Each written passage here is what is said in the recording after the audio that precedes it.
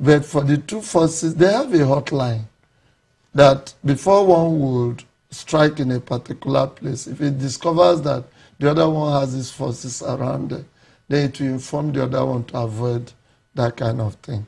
It can happen by accident, but it will be difficult for the two to come face to face in combat.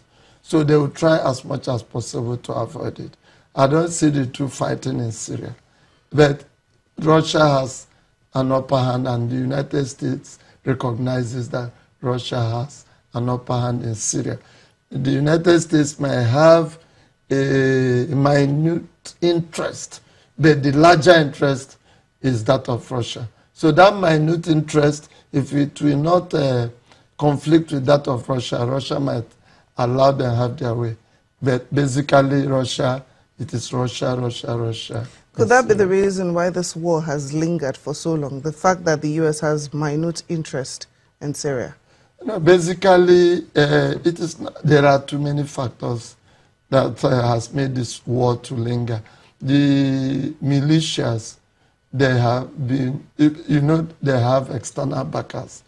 You have a conglomeration of factors that when we begin to analyze them, it may take us the whole day.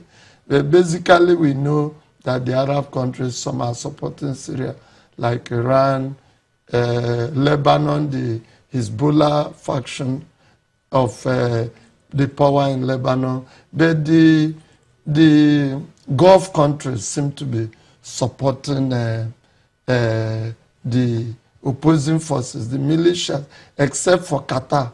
And that might have even led to some of the problems they have been having. The Gulf countries led by Saudi Arabia. So basically, there are many factors that have kept the war where it is. But one thing is sure, Assad will remain in power. Now, apart from the war in Syria, Turkey is also waging war on Kurds in Afrin, which is in northern Syria. Is this legal, or is Turkey actually infringing on Syria's sovereignty? As far as Syria is concerned, Turkey is infringing on its sovereignty. But Turkey has a goal.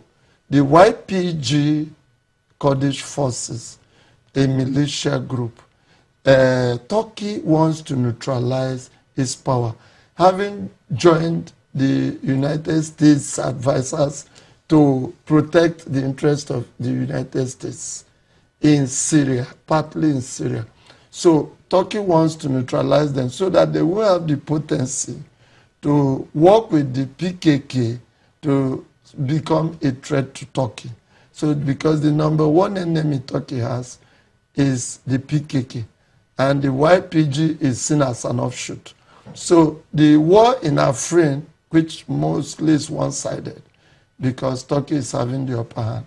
So it is to neutralize and render impotent the Kurdish forces in northern Syria. And that goal is what they want to achieve. So they are not fighting to oust Assad. So as long as you are not fighting to oust Assad, Russia may allow you to achieve a particular goal. So Turkey is not, if you read the news very well, you discover that Erdogan said he has spoken to Vladimir Putin and he has spoken to the Iranian president. So basically, once those two, because those are the three players in Syria. But why isn't the U.S. intervening to help the Kurds who have supported the U.S. campaign against ISIS in the past?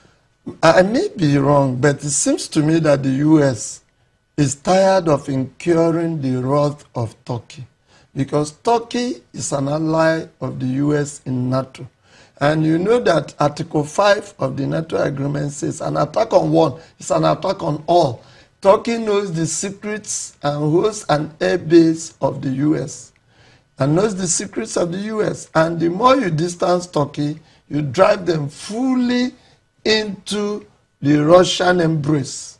So there is a level to which America can sacrifice its long-term goals of having a global relationship with a country than having that with a militia. Although U.S. has announced that we have a border force consisting mainly, of course, of 30,000 in Syria, but basically the whole thing is collapsing. Turkey has made sure that it will not come to pass, because that kind of force could look Turkey in the eye tomorrow and say, who are you? And that may lead to independence, for which Abdullah Öcalan, the PKK leader who is in prison in Turkey, had been fighting for years before he found himself in jail. So Turkey has seen in the horizon that the only force trying to bolster the Kurdish forces is that of US, and they are already talking to neutralize.